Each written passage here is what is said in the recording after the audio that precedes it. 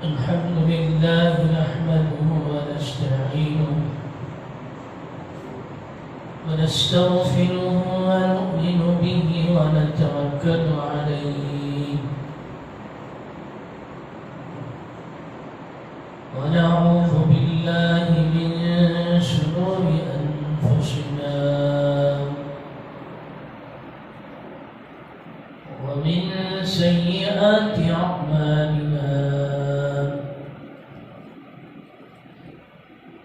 من يهده الله فلا مضل له ومن يضلله فلا هادي له ونشهد أن سيدنا وسندنا ومولانا محمدا عبده ورسوله أما بعد أعوذ بالله من الشيطان الرجيم بسم الله الرحمن الرحيم يا أيها الرسول بلغ ما أنزل إليك من ربك صدق الله العظيم رب اشرح لي صدري ويسر لي أمري واحلل عقدة من لساني يفقهوا قولي رب زدني علما اللهم صل على محمد في أول كلامنا اللهم صل على محمد في أوسط كلامنا اللهم صل على محمد في آخر كلامنا آج میں آپ حضرات کے سامنے اللہ کے نبی علیہ السلام کی اس عظیم فکر اور اس محنت کی طرف آپ کے دل و دماغ کو لے جانا چاہتا ہوں جس کے لیے سعودی عربیہ نے اور وہاں کی حکومت نے گزشتہ جمعہ اپنی عربی خطبات کے ذریعے اپنے خطبہ کو اس بات کی تاکید کی کہ تبلیغی جماعت اس کے بارے میں لوگوں کو آگاہ کیا جائے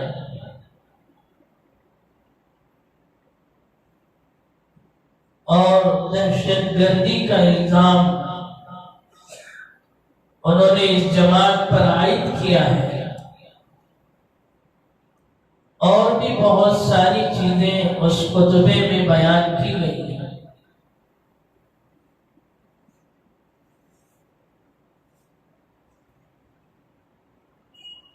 جہاں تک سعودیہ کی بات ہے وہاں کی حکومت کی بات ہے تو وہاں کے خطبے جو شائع ہوتے ہیں اور علماء اکرام جو خطبے مساجد میں دیتے ہیں عربی خطبے ہوا کرتے ہیں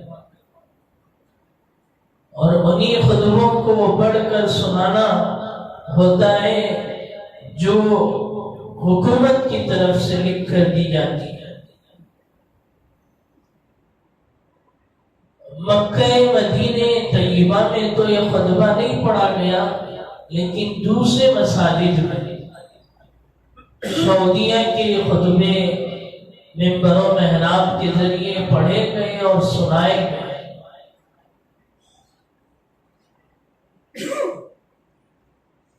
یہ ہم سب کے لیے، پورے ملک کے لیے، پورے عالم کے لیے ایک انتہائی افسوسناک خبر ہے کہ جس تحریک اور جماعت سے مجموعی طور پر لوگوں کو صرف ہندوستان نہیں، پاکستان نہیں، بنگلہ دیش نہیں، بلکہ دنیا کا ہر خطہ جہاں پر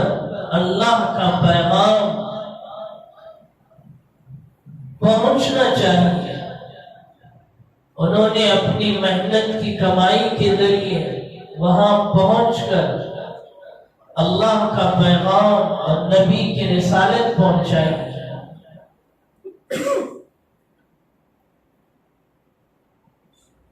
اور اس کا کوئی انکار نہیں کر سکتا۔ میں اور آپ بھی دنوں رات اپنے مشاہدے سے دیکھتے رہتے ہیں کہ ہماری گلیوں سے بھی، راستوں سے بھی یہ جماعتیں بغیر کسی مطالبے کے، نہ آپ سے کسی ایک پیسے کا مطالبہ، نہ کسی اور چیز کا مطالبہ، بلکہ معاشرہ درست ہو جائے، لوگوں میں دین اور شریعت کی بیداری پیدا ہو جائے، اس کے لیے در در کی ٹھوکریں کھاتے ہیں،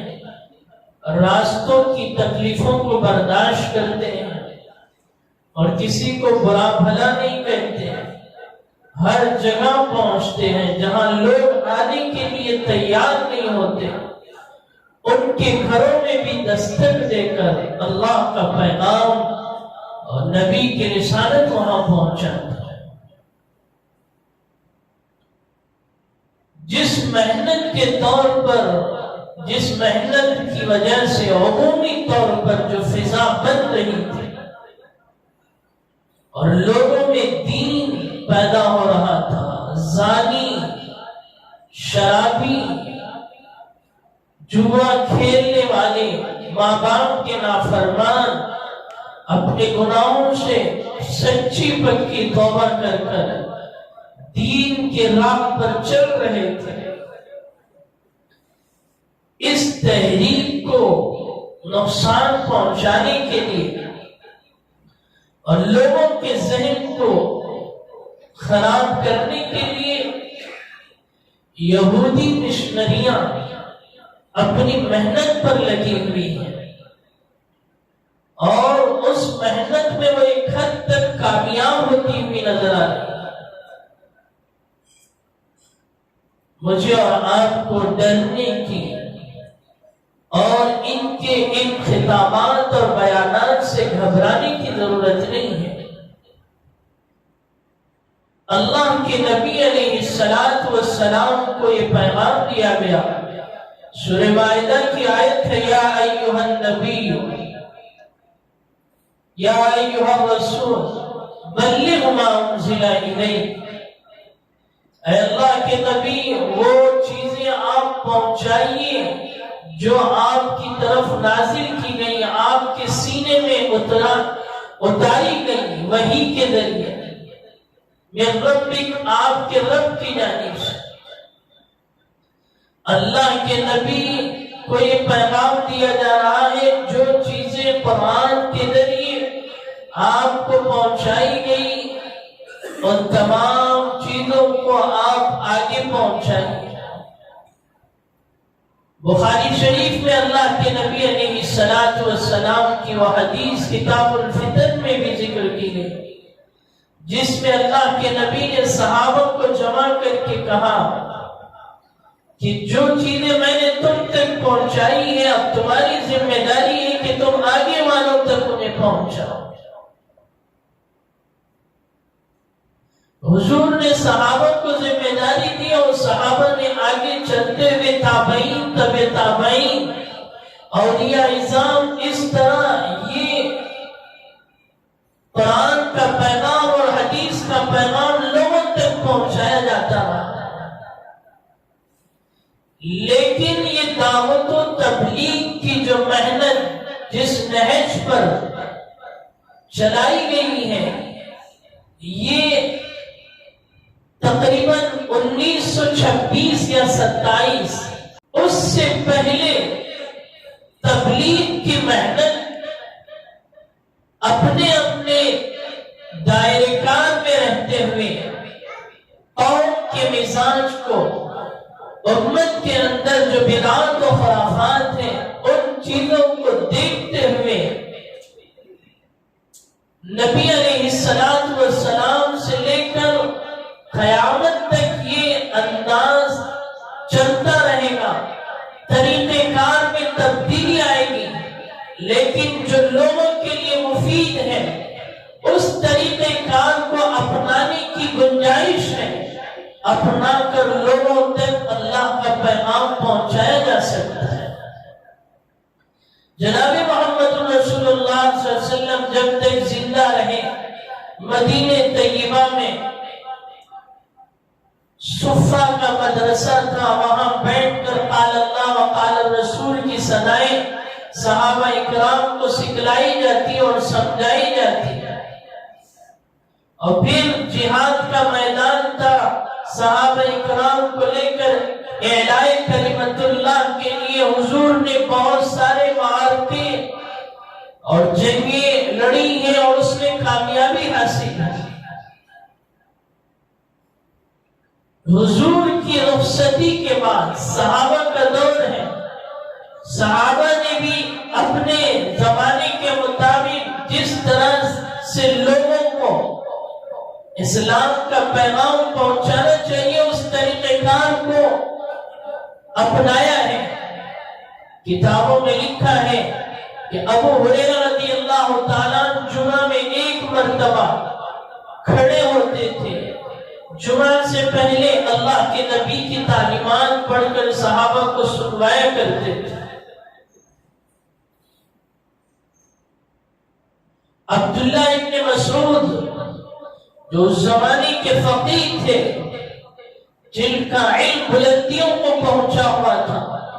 وہ ہفتے میں 2-3 مرتبہ مدینے کی مسجد میں لوگوں کو اسلام کا پیغام، لوگ ان کے پاس آتے اور اسلام انہیں سمجھاتے۔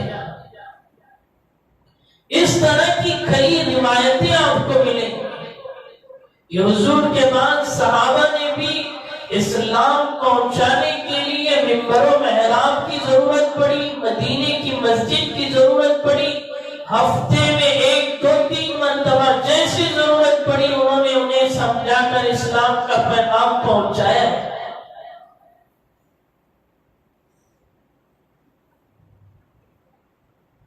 اور پھر اس کے بعد ایک موقع وہ آیا کہ جن میں اللہ کے نیک بندوں نے اللہ کے ذکر کے ذریعے اللہ کی وحدانیت دلوں میں بٹھانے کے لیے تصوف کی محنت کے ذریعے لوگوں میں ایک ایسا انقلاب برپا کیا،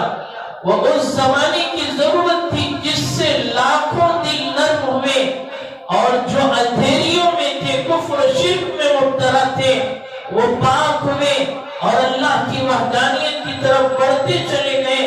انہی میں اولیاء اعظام کی ایک بڑی جماعت کی محنت ہے۔ خواجہ معین الدین اجمیری، عبد القادر جیلانی ہے، صابر کلیری ہے، یہ وہ زمانے کی محنت تھی جس دور میں اللہ تعالیٰ نے ضرورت پڑی اپنے نیک بندوں کے ذریعے، اپنے ذکر کے ذریعے اور ان کے ارشادات اور اقوال کے ذریعے اور ان کے وعظ کے ذریعے لوگوں میں انقلاب برپا کیا۔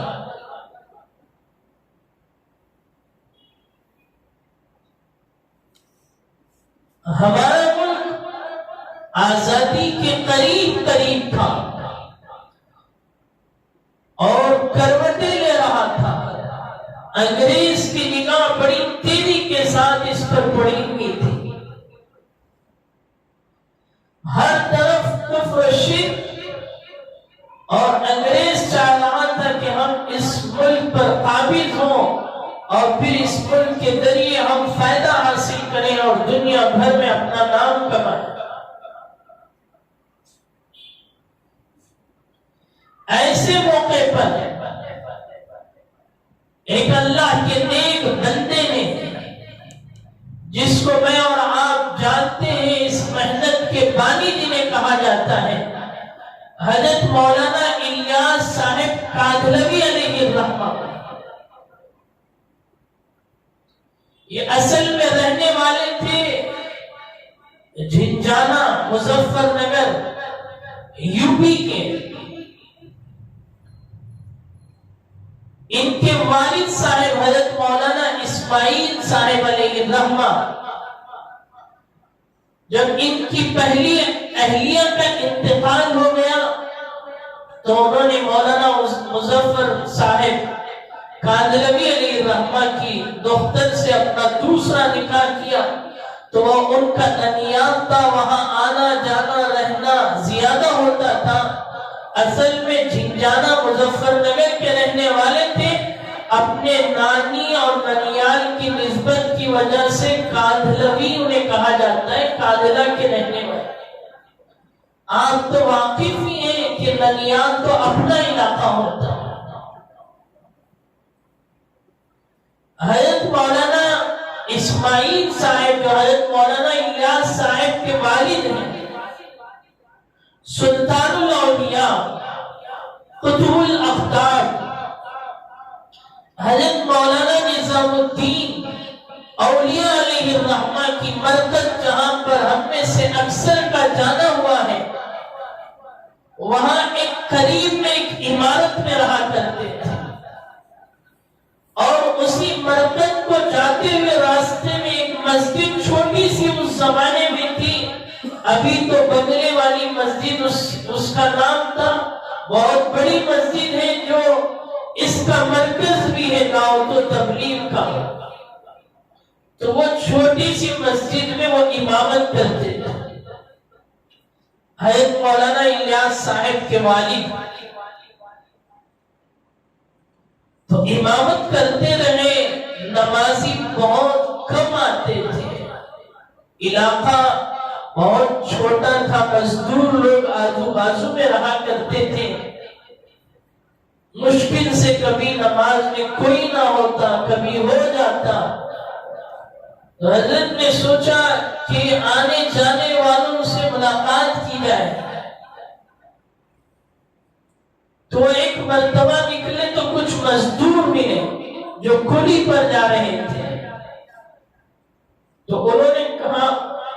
کہاں جا رہے ہیں؟ کلی پر، کیا مزدوری ملتی ہے؟ تو اس زمانے کی جو مزدوری تھی وہ کلی والوں نے سنوائی، تو انہوں نے کہا اگر یہی مزدوری میں آپ کو دے دوں آپ میرے ساتھ ہو جائیں، تو انہوں نے کہا بغیر محنت کے مزدوری مل رہی ہے، جانے کی کیا ضرورت؟ تو پھر انہیں وہاں بٹھا کر انہوں نے قرآن اور احادیث اور علم دین کی باتیں سمجھائی، اور انہی لوگوں سے وہاں کچھ دینی بیداری پیدا ہوئی، اور پھر مدرسے کا قیام عمل میں آیا۔ وہاں پر ایک مدرسہ ہے جسے کاشف العلوم کے نام سے یاد کیا جاتا ہے، وہاں اکثر میوات کے بچے اس زمانے سے رہتے تھے، 12 سے 13 بچے ہر وقت میوات کے وہاں موجود رہتے تھے۔ ان کے والد حضرت مولانا الیاس صاحب کی دلی میں ایک چھوٹی سی مسجد میں جو بھی اپنی حیثیت سے ہونا چاہیے امامت کے ساتھ وہ اپنی محنت کر رہے ہیں۔ اللہ نے انہیں اپنا ایک بیٹا دیا جس کو مولانا الیاس صاحب کہا جاتا ہے۔ 303 میں ان کی پیدائش ہوئی، 303 میں پیدا ہوئے، 314 میں پھر یہ اپنے بڑے بھائی حضرت مولانا یحییٰ صاحب کاندھلوی علیہ الرحمہ کے ساتھ گنگوں میں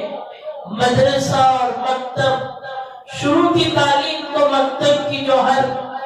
مسجد کے محلے میں ہوتی ہے، حضرت مولانا الیاس صاحب نے بھی مکتب میں تعلیم حاصل کی، اور جب بڑے ہوئے تو دینی تعلیم کو آگے بڑھانے کے لیے ان کے بھائی صاحب کے ساتھ گنگوں پہنچے، گنگوں میں تعلیم حاصل کی۔ اور گنگوں میں بہت بڑے عالم فقیر اس زمانے میں ان کے پڑھنے کے زمانے میں موجود تھے، جن کو رشید احمد گنگوہی علیہ الرحمہ کہا جاتا ہے۔ حدیث کے بہت بڑے امام تھے، دور دور سے لوگ آتے تھے، علم حدیث پڑھتے تھے اور اپنے علاقوں میں جا کر حدیث کا کام کرتے اور لوگوں کو دین اور اسلام سمجھاتے تھے۔ 8 سال حضرت مولانا الیاس صاحب علیہ الرحمہ گنگو کے مدرسے میں رہے تو حضرت مولانا رشید احمد گنگوئی کی مجلسوں میں جایا کرتے تھے، ان کی صحبت میں رہا کرتے، ان کی خدمت کیا کرتے تھے۔ حضرت مولانا رشید احمد گنگوئی علیہ الرحمہ کا معمول تھا کہ وہ پڑھنے والے بچوں اور طلباء کو بیعت نہیں کرتے تھے۔ آج بھی ہمارے اکابرین کا یہ طرز ہے کہ پڑھائی کی مدت یہ وہ ہوتی ہے جس میں سارا دماغ اور ذہن بچوں کا صرف اور صرف پڑھائی میں ہونا چاہیے۔ لیکن حضرت مولانا الیاس صاحب کے بارے میں آتا ہے کہ حضرت نے پڑھنے کے زمانے میں بیعت کر لیا تھا۔ بعض لوگوں کی پیشانی اور ان کے چہرے، ان کے تقوی اور پرہیزگاری کو دیکھ کر ایک اللہ والا پہچان لیتا ہے کہ آگے چل کر اس سے اللہ اپنے دین کا کیا کام لینے والا ہے۔ بیعت کر لی اور پھر اس کے بعد 1326 میں حضرت 23 میں حضرت گنگوئی کا انتقال ہو گیا، تو پھر حضرت مولانا الیاس صاحب جو دعوت و تبلیغ کے بانی ہیں وہ آئے، حضرت شیخ الہند محمود الحسن دیوبندی علیہ الرحمہ جو اس زمانے میں دارالعلوم دیوبند میں بخاری کا درس دیتے تھے، ان سے بخاری اور ترمذی پڑھی۔ تاریخ نے لکھا ہے کہ شیخ الہند نے جو اللہ کی ایک ایسی گروہ تیار کی، جماعت تیار کی، دنیا میں اس کی مثال کوئی پیش نہیں کر سکتا۔ جب حدیث کی ضرورت پڑی، علامہ شبیر احمد عثمانی تفسیر کی ضرورت پڑی قرآن کی، تو علامہ شبیر احمد عثمانی جیسا شاگرد دیا، دنیا اس کی تفسیر کو بھول نہیں سکتی۔ آج سعودی کہتا ہے کہ دعوت و تبلیغ بدعات اور خرافات کو عام کرتی ہے، قبر کی پوجا پاٹ کرتی ہے۔ آپ میں سے کئی لوگ اس راستے میں چلے ہیں، عملی طور پر 3 دن ہو 40 دن ہو قبر میں جانا اور کھڑے ہو کر درود و سلام پڑھنا اور اللہ والوں کو قرآن کا ایصال ثواب پہنچانا، اس سے کوئی منع نہیں کرتا۔ آگے چل کر اللہ کے علاوہ جو کسی اور کے سامنے یہ پیشانی نہیں جھکنا چاہیے، اس کی تو وہ عملی طور پر بھی تردید کرتے ہیں۔ سعودی کا ایک یہ الزام ہے اس جماعت پر۔ علامہ شبیر احمد عثمانی کے بارے میں نے کہا کہ یہ وہ آدمی ہے گنبد خضرا جو مدینہ طیبہ میں حضور علیہ السلام کے روزے پر بنائی گئی، اس زمانے میں سعودی حکومت نے کئی مرتبہ ڈھانے کی کوشش کی کہ اسے ہٹا دیا جائے، یہ بدعت ہے۔ علامہ شبیر احمد عثمانی دیوبند سے پہنچے ہیں، انہوں نے قرآن اور احادیث کے ذریعے سعودی کے علماء پر ایسے دلائل پیش کیے کہ ان دلائل کی بنیاد پر سعودی نے کہا کہ گنبد خضرا ہٹایا نہیں جائے۔ علامہ شبیر احمد عثمانی یہ شیخ الہند کا شاگرد تھا، اور جب ضرورت پڑی حدیث کی الرحمہ جیسا محدث دیا، ان کے مرکز پر قبر پر لکھا ہوا ہے خاتم المحدثین، ایسا محدث پھر قیامت تک پیدا نہیں ہو سکتا۔ کتابیں پڑھتے اتنے ذہین تھے کہ دوبارہ اس کتاب کو پڑھنے کی نوبت نہیں آتی، ایک مرتبہ اس کتاب پر نظر پڑ گئی تو وہ کتاب یاد ہو جاتی، حوالے دیتے تھے۔ یہ بھی شیخ الہند کے شاگرد تھے۔ تصوف کو، خانقاہ کو ضرورت پڑی تو یہی استاد جو دارالعلوم کا پہلا استاد شاگرد ہے، اس نے علامہ اشرف علی تھانوی کو پیدا کیا، جس کے تصوف کے تعلق سے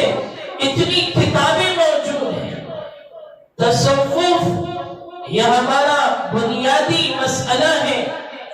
اللہ والوں سے تعلق، محبت ان کے ہاتھ پر بیعت و ارشاد ہونی چاہیے، اپنی اصلاح ہونی چاہیے، لیکن اللہ والوں کی پہچان انہوں نے کرا کہ اللہ والوں کی کیا پہچان ہوتی؟ بے نمازی سے بیعت کر لے اور کہیں کہ دل کی نماز ہے، گاڑی میں جا رہا ہے، اذان ہو رہی ہے، کہہ رہا میں دل کی نماز پڑھ رہا ہوں، سو رہا ہے نالائق اور بیوقوف بن کر کہہ رہا ہے دل کی نماز پڑھ رہا ہوں۔ اگر دل کی نماز تیرے لیے جائز ہوتی تو جناب محمد رسول اللہ صلی اللہ علیہ وسلم کی ذات اقدس اسے اپنا کر بتاتی۔ ایسے گھس بیٹی پیر پیدا ہوئے ہیں جو پیسوں کی بنیاد پر مسلمانوں کا ایمان بیچتے ہیں۔ تھانوی علیہ الرحمہ نے بتلایا کہ سنت کا متبع ہو، قرآن کا چاہنے والا ہو، اللہ کے نبی کی زندگی اس کی زندگی سے روشناس ہو، اور اگر خالی ہے وہ چاہے ہزاروں دعوے کر لے، اس کی زندگی سے کرامتیں ہونے لگے، تم اپنے آنکھوں سے دیکھو کہ اس سے کرامتوں کا ظہور ہو رہا ہے، نماز میں نہیں آتا ہے تو اللہ کا ولی نہیں ہو سکتا۔ یہ بھی حضرت شیخ الہند کا شاگرد تھا، اور جب تبلیغ کو ضرورت پڑی تو حضرت مولانا الیاس صاحب کاندھلوی علیہ الرحمہ جیسا عظیم مبلغ اس نے تیار کیا، جس کی دینی اور دعوتی تحریک پر آج سعودیہ نے اعلان کیا اور اس کا نقصان ہمارے ملک کو پہنچ رہا ہے۔ میڈیا اتنا بکاؤ ہے اور اتنا پیسے کا عاشق اور دلدادہ ہے کہ وہ حکومت کے اس طرح کی چیزوں پر نگاہیں رکھا ہوا ہے۔ سعودی نے جب بغیر کسی معلومات اور تحقیق کے گزشتہ جمعہ اپنے جمعہ کے بیانات میں یہ بیان نشر کیے تو ہمارے ملک کا میڈیا کہہ رہا ہے کہ تبلیغی جماعت ایک دہشت گرد جماعت ہے۔ حضرت مولانا الیاس صاحب کاندھلوی علیہ الرحمہ 328 میں حضرت شیخ الہند سے پڑھ کر سہارنپور پہنچے، وہاں انہوں نے مسائل علوم سہارنپور میں قرآن اور حدیث کا درس دیتے رہے۔ ان کے بڑے بھائی دلی میں رہتے تھے، دو بھائی تھے، ایک کا نام حضرت مولانا یحییٰ اور دوسرے کا نام حضرت مولانا نظام الدین۔ جب دونوں کی وفات ہوئی تو حضرت شیخ الہند کے مشورے سے اور اجازت سے انہوں نے حضرت مولانا خلیل احمد سہارنپوری علیہ الرحمہ کے ہاتھ پر بیعت کر رکھی۔ مرید اپنے پیر سے ہر چیز کا مشورہ کرتا ہے اور اس کے منشے کے مطابق زندگی گزارتا ہے۔ تیری زندگی میں دنیاوی بگاڑ ہو، تیرے گھر میں لڑائی جھگڑے ہو تو تجھے اپنے ایسے پیر کا انتخاب کرنا چاہیے کہ تیرے سارے مشورے اس اللہ والے سے ہونا چاہیے جن کے مشوروں سے تیری زندگی اسلامی ڈھانچے پر آئے۔ حضرت مولانا الیاس صاحب علیہ الرحمہ خلیل احمد سہارنپوری سے کہا کہ میں دلی جانا چاہتا ہوں، نظام الدین دونوں بھائی کا انتقال ہو گیا ہے۔ حضرت نے کہا ٹھیک ہے، وہاں پہنچے اور اپنے والد اور بھائیوں کی جو محنت اس بنگلے والی مسجد پر تھی وہاں انہوں نے امامت کی اور پھر محنت کرتے رہے۔ مدرسہ بھی چل رہا تھا، بچے آتے تھے، تعلیم حاصل کرتے تھے۔ 1944 میں اپنے شیخ کے ساتھ حج کے لیے گئے، خلیل احمد سہارنپوری کے ساتھ، اور خانہ کعبہ میں رہ کر خوب گریہ زاری کی، اللہ سے مناجات کی، اللہ کوئی ایسا راستہ کھول دیجئے کہ مکتب میں وہ بچے آتے ہیں جو چھوٹے ہیں، مدرسے میں وہ بچے آتے ہیں جو دین کے طلبگار ہیں، جن کے ماں باپ چاہتے ہیں، لیکن عمومی طور پر جو لوگ دنیا میں لگے ہوئے ہیں، اپنے کاروبار میں لگے ہوئے ہیں، ان کے لیے کوئی ایک ایسا راستہ بنا دیجئے کہ یہ لوگ بھی دین کی طرف آسانی سے آنے لگے۔ اس جگہ پر دعا مانگی جائے اور اللہ رد کرے، ہو ہی نہیں سکتا۔ اللہ نے دعا قبول کی اور یہاں آئے، آنے کے بعد خاموش نہیں بیٹھے، میوات گئے۔ میوات ایسا علاقہ ہے جہالت کا اور دین سے دوری کا۔ حضرت مولانا سرفراز خان صفدر علیہ الرحمہ نے لکھا کہ یہ مبالغہ نہ ہوگا اگر میں کہوں کہ اللہ کے نبی کی بعثت سے پہلے مکے کی جو حالت تھی جہالت کی اور دین سے دوری کی، وہی حالت میوات کے لوگوں کی تھی۔ اتنا لوگ دین سے دور تھے۔ اللہ بھی انتخاب فرماتے ہیں، ایسے علاقوں کا انتخاب فرماتے ہیں اور ان سے کام لے کر مجھے اور آپ کو بتاتے ہیں کہ تو سمجھتا تھا کہ میں مستحق ہوں، میں زیادہ جاننے والا ہوں۔ جو نہ جاننے والے ہیں، دل سے اندھے ہیں اور ان کے دل میں کفر و شرک ہے اور تاریکیاں بھری ہوئی ہیں، ایسے لوگوں کے ذریعے میں اپنے دین کا کام لے جاتا ہوں۔ اللہ نے وہ کام کر دکھلایا کہ میوات میں انہوں نے محنت کی، لوگوں کا ذہن بنایا اور پھر میوات سے جماعتیں 3 دن چلے کے لیے مظفر نگر کا علاقہ ہے، کاندلہ کا علاقہ ہے، سہارنپور کا علاقہ ہے، وہاں پہنچی۔ دلی کے جو تاجر لوگ تھے جن کی تجارتیں عروج پر تھی، وہاں کا لکھا ہے واقعہ کہ کوئی داڑھی والا اگر دلی کے کسی اچھے تاجر، مسلمان تاجر کے دکان میں اپنی مزدوری کے لیے جاتا تو اس کی داڑھی کو دیکھ کر مسلمان تاجر اسے رد کر دیتا تھا۔ اتنی بے دینی، اسلام کے خلاف، اپنے لوگوں میں اتنی دوری تھی۔ تو پھر وہی دلی پر بھی محنت ہوئی، وہاں کے تاجروں نے اپنی تجارت کے ذریعے دنیا بھر پہنچے اور صرف تجارت تک محدود نہیں رہے، انہوں نے اپنی تجارت کے ذریعے تبلیغ کی محنت کو سمجھایا اور اس کی افادیت پر اور اس سے جو فائدہ امت کو پہنچا ہے ان کے سامنے بات رکھی۔ حضرت مولانا الیاس صاحب کے زمانے میں ہی کئی ملکوں تک یہ بات پہنچ چکی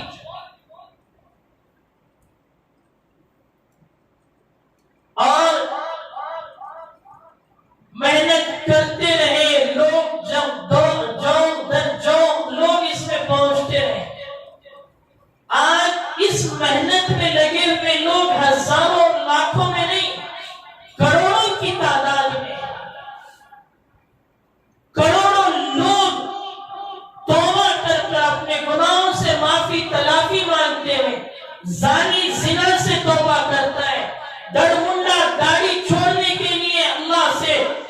کی تلافی کر کر جو اپنی غلط زندگی گزار رہا تھا اس سے توبہ کرتا ہے، جوا کھیلنے والا جوا سے توبہ کرتا ہے، غلط لباس پہننے والا نبی کے لباس میں آتا ہے۔ اس طرح سے لاکھوں کروڑوں لوگ اسلام کی طرف راغب ہو رہے ہیں، تو سوچئے یہودیوں کی نگاہ اس پر پڑے گی اور نہیں پڑے گی؟ ضرور پڑے گی۔ سعودی حکومت جس سرزمین پر عرب ہے، ان لوگوں کا احترام ہمارے لیے انتہائی ضروری ہے، لیکن میں نہیں کہتا۔ جناب محمد رسول اللہ صلی اللہ علیہ وسلم نے فرمایا قرب قیامت تم اپنے آنکھوں سے دیکھو گے کہ عرب بھی ارتداد کا شکار ہوں، دین سے اتنے دور ہوں گے۔ میں اور آپ کیا نہیں دیکھ رہے ہیں؟ محمد بن سلمان نام اتنا اچھا ہے، اللہ کے نبی کا نام ہے، لیکن زبان لڑکھڑاتی ہے جب یہ نام لیا جاتا ہے۔ بن سلمان کہنا پڑتا ہے، سلمان کا لڑکا۔ اس نے اپنے اقتدار میں موجودہ حکومت کو لیتے ہی کن کن فحاشیوں کا اور یانیت کا اور عورتوں کو بے پردہ کرنے کے لیے اور فلمی اداکاروں کو لا کر اس نے جو ننگا ناچ کیا ہے اور تھیٹروں کا قیام وہاں پر عمل میں آیا ہے، مسلمان کا دل روم جاتا ہے کہ حضور علیہ السلام کی سرزمین پر اتنی گستاخیاں ہوں۔ میں یہ چیزیں اس لیے کہہ رہا ہوں، جب یہ حکومت گانا ناچنا اس کے لیے جائز ہے، شراب پینا جائز ہے، جوا کھیلنا جائز ہے، عورت کا بے پردے میں آنا جائز ہے، تو سوچئے یہ حکومت کے پیچھے جو ذہنیت کار فرما ہے، جو لوگ کام کر رہے ہیں، وہ لوگ بہت ہی خطرناک اور اسلام کے دشمن ہیں، جنہوں نے ان کو خرید کر یہ چیزیں اور مکہ مکرمہ اور مدینہ منورہ کی دہلیز تک پہنچایا۔ تو اب ان کی زبان سے بلوانا کہ تبلیغ دہشت گرد جماعت ہے، اس سے لوگوں کو نقصان ہو رہا ہے، بچا جائے، کوئی مشکل بات ہے۔ جن کے پیچھے کسی اور کی طاقت ہو، صرف وہ اس طاقت کے بلبوتے پر کام کر رہے ہوں، لیکن اللہ نے جو نعمت عرب کے حکمرانوں کے پاس رکھی ہے، جو تیل کی نعمت ہے، اگر اسے ایک کو بچا لیا جائے اور اس تیل کے ذریعے سارے عرب ممالک متحد ہو جائے تو دنیا کا کوئی سپر پاور اسلام پر بولنے کے لیے تیار نہیں ہو سکتا۔ اللہ نے اتنا قیمتی ذخیرہ دیا ہے، سارے دنیا کے مسلمانوں کی غربت ختم ہو سکتی ہے، لیکن پتہ نہیں اللہ کے نبی کی پیشن گوئی ہے کہ قرب قیامت یہ بھی ارتداد کا شکار ہوں گے، مرتد ہوں گے۔ میں اور آپ اپنے آنکھوں سے دیکھ رہے ہیں، آپ کے ملک کا رہنے والا ایک ہیرو، نام لینے میں بھی شرم محسوس ہوتی ہے، مسلمان نام ہے، آپ جسے چاہتے ہیں، آپ کے نوجوان جسے چاہتے ہیں، اس ملک میں بلا کر سعودی حکومت اس کے دونوں ہاتھوں کے پنجوں کو آثار کے طور پر لیتی ہے اور اپنے میوزیم میں رکھتی ہے۔ جناب محمد رسول اللہ کے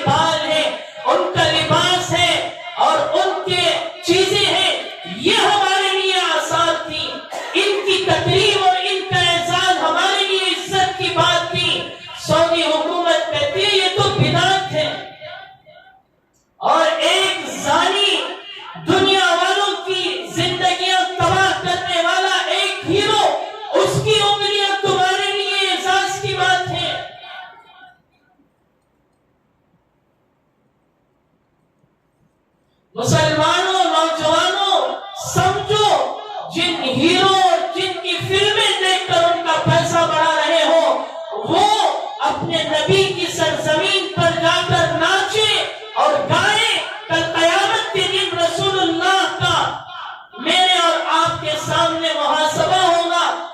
رسول اللہ کے سامنے پیشی ہوگی، کیا چہرہ دکھاؤ گے اللہ کے نبی کو؟